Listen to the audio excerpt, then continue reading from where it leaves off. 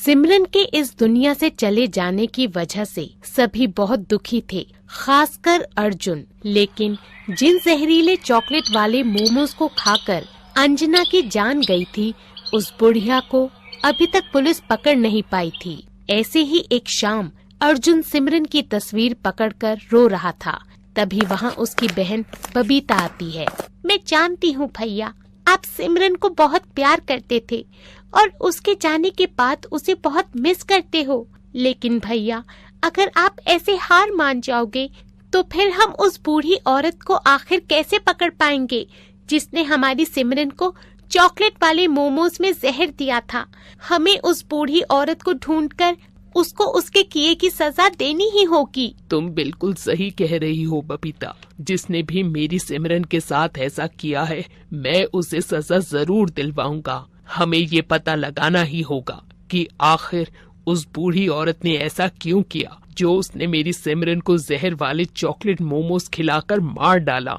तुम अभी मेरे साथ पुलिस स्टेशन चलो, मुझे उस बुढ़िया का स्केच बनवाना है। अर्जुन अपनी बहन बबीता को अपने साथ लेकर पुलिस स्टेशन जाता है और उस बुढ़िया का स्केच बनवाता है। पुलिस उस बुढ़िया की तलाश शुरू कर देती है, लेकिन उसका कहीं भी पता नहीं चलता और आखिरकार थक हार कर पुलिस को ये केस बंद करना पड़ता है, जिससे अर्जुन के साथ साथ सिमरन के माता पिता भी बहुत दुखी होते हैं।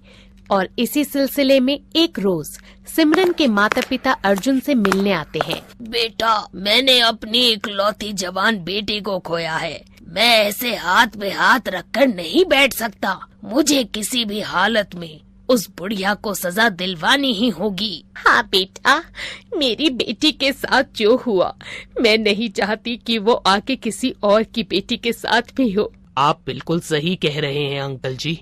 जब तक मैं इस बात का पता नहीं लगा लेता कि आखिर उस बुढ़िया ने सिमरन और बबीता को वो जहरीले चॉकलेट मोमोज देने की कोशिश क्यों की, तब तक मैं चैन से नहीं बैठूंगा। ऐसे ही समय बीतता है। फिर एक रोज अर्जुन जब ऑफिस के किसी काम से शहर से बाहर जा रहा था, तो रेलवे स्टेशन पर उसकी नजर एक बूढ़ी अम्मा पर जाती है, जो कि चॉकलेट वाले मोमोज बेच रही थी।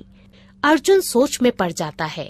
अगर मैंने सीधे जाकर इससे कुछ भी पूछा तो ये यहाँ से भाग जाएगी। फिर हम कभी नहीं जान पाएंगे कि इसने ऐसा क्यों किया। पहले मुझे इसे अपनी बातों में फंसाना होगा। राम राम काकी, ये चॉकलेट मोमोज तो बड़े ही स्पेशल लगते हैं।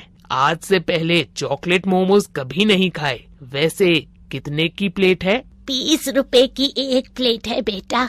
और मेरे हाथों के ये चॉकलेट वाले मोमोज एक बार खाओगे तो बार बार यहाँ आओगे। हाँ। अरे वाह, फिर तो मैं जरूर इसे घर जाते ही खाऊंगा। वैसे चॉकलेट मोमोज, और वो भी इतने कम दाम में, तो कोई क्यों नहीं खाना चाहेगा। अरे बेटा, इस उम्र में तो बस पेट भरने के लिए कमा लूं, उतना ही काफी है। महंगा बेचकर मैंने कौन सी जमा पूंजी इकट्ठी कर लेनी है। बोलो, कितने प्लेट करूं? आप 2 प्लेट कर दो। वो बुढ़िया जल्दी से 2 प्लेट पैक करके दे देती है। अर्जुन वो चॉकलेट वाले मोमोज लेकर उसी डॉक्टर के पास जाता है जिसने सिमरन और बबीता का इलाज किया था। डॉक्टर जल्दी से उन मोमोज का टेस्ट करता है और फिर अर्जुन से कहता है, अर्जुन, इन मोमोज में भी जहर मिला हुआ है। ये वही जहर है जो सिमरन और बबीता के पेट में से मिला था। बबीता की जान तो मैंने जैसे तैसे बचा ली थी, लेकिन सिमरन के पेट में ज्यादा मात्रा में जहर जाने की वजह से उसकी जान चली गई। ऐसा तो ना जाने ये कितने लोगों को जहर दे चुकी होगी और कितनों को मौत की नींद सुला चुकी होगी। हमें कुछ ना कुछ तो करना ही होगा, नहीं तो ना जाने कितने लोगों की जान ले लेगी।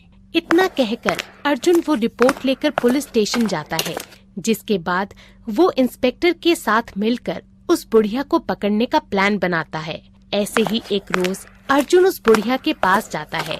राम राम काकी, कैसी हो आप? आपके ये चॉकलेट वाले मोमोज तो मेरे सभी दोस्तों को बहुत पसंद आए, और मेरी बहन, उसका तो पूछो ही मत। वो तो आपके इन टेस्टी चॉकलेट मोमोज की फैन ही हो गई। आप ऐसा करो, आज 4 प्लेट पैक कर दो। तुम जैसे लोगों की वजह से ही तो मुझ गरीब का पेट भर पाता है बेटा। मैं अभी 4 प्लेट पैक कर देती हूँ। लेकिन बेटा, तुम अपने आस पड़ोस के बच्चों को भी कहना कि मुझसे ही आकर मोमोज खरीदा करें। वैसे आपके मोमोज में तो कुछ अलग ही स्वाद आता है। इनको चॉकलेट्स में कोई मीठा जहर मिलाती हो क्या? ये तुम क्या क्या कह रहे हो बेटा? भला मैं क्यों मीठा जहर मिलाऊंगी? अरे काकी, तुम भी ना। मेरे कहने का मतलब है कि प्यार वाला मीठा जहर मिलाती हो क्या इसमें? तभी तो आपके ये यमी चॉकलेट मोमोज जो खाता है वो बार बार यहाँ जरूर आता है। ये लो बेटा, ये तुम्हारे ये यमी चॉकलेट मोमोज तैयार हो गए। अब तुम यहाँ आते रहना। अर्जुन उन मोमोज को लेकर वहाँ से चला जाता है। ऐसे ही वक्त गुजरता है। धीरे धीरे अर्जुन ऐसे ही उस बुढ़िया का भरोसा जीत लेता है। फिर एक रोज वो उस बुढ़िया से कहता है, अम्मा, तुम्हारे इन चॉकलेट वाले मोमोज की रेसिपी मुझे भी बताओ ना, ताकि मैं भी ऐसे मोमोज बना सकूं। ऐसा करो, आप मेरे साथ मेरे घर चलो और मुझे भी ये बनाना सिखाओ। अरे नहीं नहीं बेटा, भला मैं तुम्हारे साथ कैसे चल सकती हूँ? आखिर तुम्हारा भी तो परिवार है। वो सब क्या सोचेंगे कि ये किस बूढ़ी मुसीबत को उठा लाया? काकी, मैंने अपने घर में सबसे बात कर ली है और किसी को भी कोई आपत्ति नहीं है। इसके बाद अर्जुन उसे अपने घर लेकर जाता है, जहाँ पहले से पुलिस, डॉक्टर, सिमरन के पिता और बबीता मौजूद होते हैं। कैसी हो काकी? मुझे पहचाना? याद आया कौन हूँ मैं? नहीं बेटा, अब नजर कमजोर हो गई है तो पहचान पाना मुश्किल है। लेकिन आखिर आप लोग ऐसे शक भरी निगाह से क्यों देख रहे हो मुझे? क्योंकि काकी, अब हम सब जानते हैं कि आप अपने इन चॉकलेट वाले मोमोज में जहर मिलाती हो और आपकी वजह से ही मेरी दोस्त सिमरन की जान चली गई और आज ये पुलिस आपको पकड़ने के लिए ही यहाँ आई है। और अब हम सब ये जानना चाहते हैं कि आखिर आपने ऐसा किया क्यों? बोलो, क्यों आपने मेरी सिमरन की जान ली? कितना प्यार करते थे हम दोनों एक दूसरे को, लेकिन आपकी वजह से। बोलो, आपने ऐसा क्यों किया?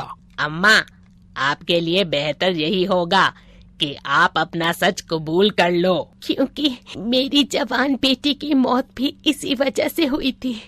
उसकी किसी दोस्त ने चॉकलेट वाले मोमोज बनाए और उसमें जहर मिलाकर उसे खिला दिया था, और जिसने ऐसा किया उसका मुझे आज तक पता नहीं चला। इसलिए मैं सबकी जान ले लूंगी। लेकिन एक इंसान की वजह से आप सबकी जान नहीं ले सकती। आपको ऐसा नहीं करना चाहिए था। आपको हमारे साथ पुलिस स्टेशन चलना होगा। पुलिस उस बूढ़ी औरत को गिरफ्तार कर लेती है, जिसके बाद से शहर में जवान मौतों का सिलसिला रुक जाता है। बूढ़ी काकी को 5 साल की सजा होती है। साथ ही वो उस लड़की को भी पकड़ लेती है जिसने उस बूढ़ी काकी की जवान बेटी को जलन के मारे चॉकलेट वाले मोमोज में जहर मिलाकर खिलाया था।